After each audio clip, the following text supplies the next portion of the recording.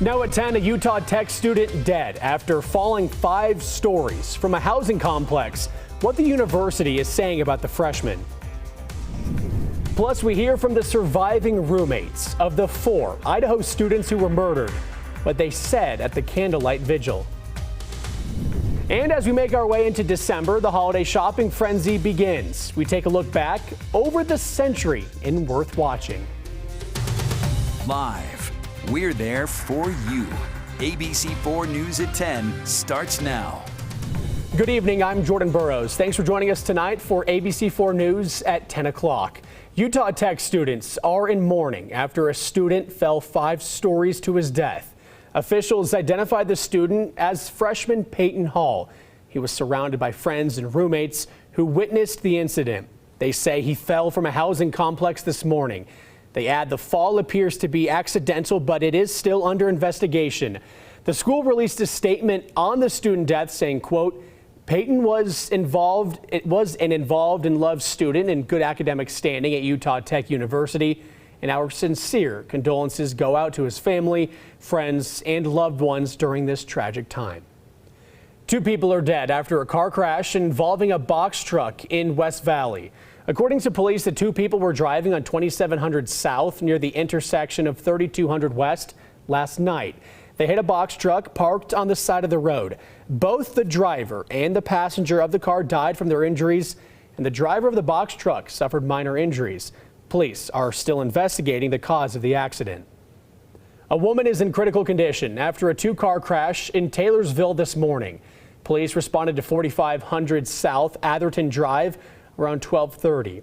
Officers say they found a woman pinned inside her vehicle. They also found a man in the other car who wasn't injured.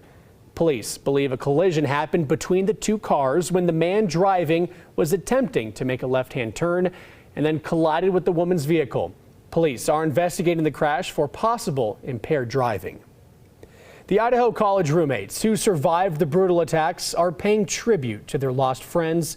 One of them saying she wished she could give all 4 of her friends that were killed one last hug. And tonight, the parents of one of the victims are expressing their frustration. Here's ABC's Mona Kosar Abdi. Tonight, 2 survivors of the horrific murders of 4 Idaho college students are speaking out as the investigation enters its 4th week. One roommate who was sleeping in the same house when the murders took place saying she wishes she could give all 4 of her friends one last hug, adding they would want us to celebrate their lives.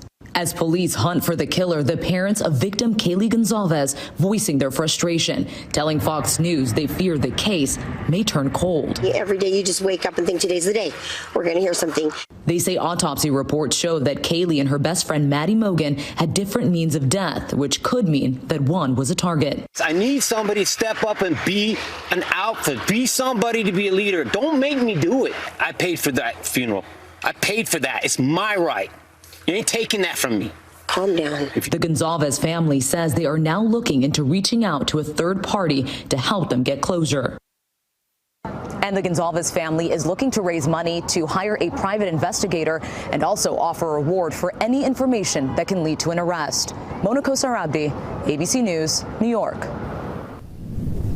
All right, now to check in with a first look at our pinpoint weather forecast. Bob Ador standing by with tonight's weather and the work week ahead. Hey, Bob. Hey, Jordan. Yeah, we got kind of an active work week coming up. In fact, we've got a winter weather advisory going on now until tomorrow morning. That shows you how the start of the work week's going.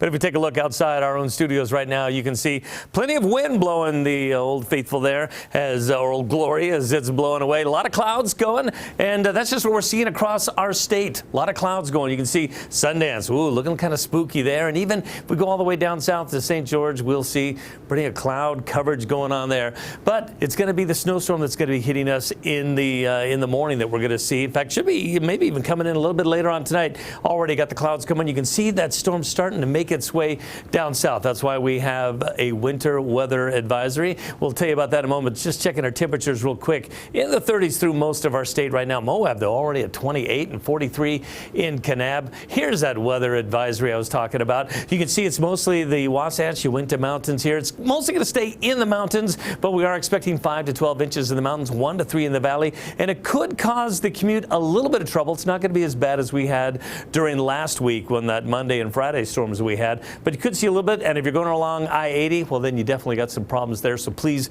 watch out in all that you're doing. That rain potential is going to continue on into Tuesday when we're going to see that later in the afternoon. I'll tell you about all of the storms coming up in my full forecast just a little bit. Jordan?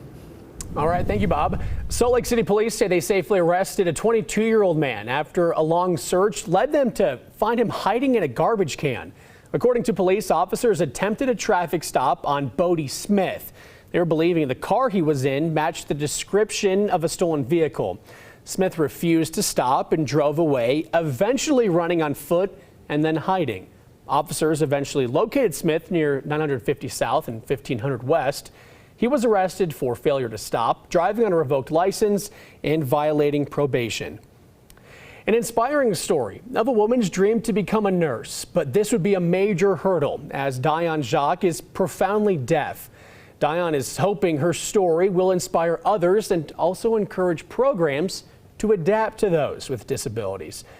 Through sheer grit and accommodations such as an ASL translator and a note taker for classes, Diane managed to graduate with a master's in nursing and was chosen as valedictorian.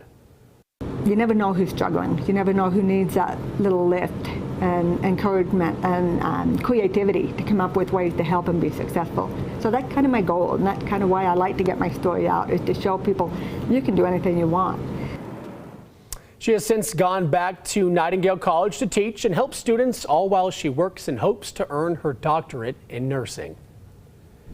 One person is now the proud owner of this house featured in the 1985 film Goonies. The house was listed last month for $1.7 million. The listing agent says the new owner is a big fan of the movie. They promised to preserve and protect the landmark home. It was built in 1896.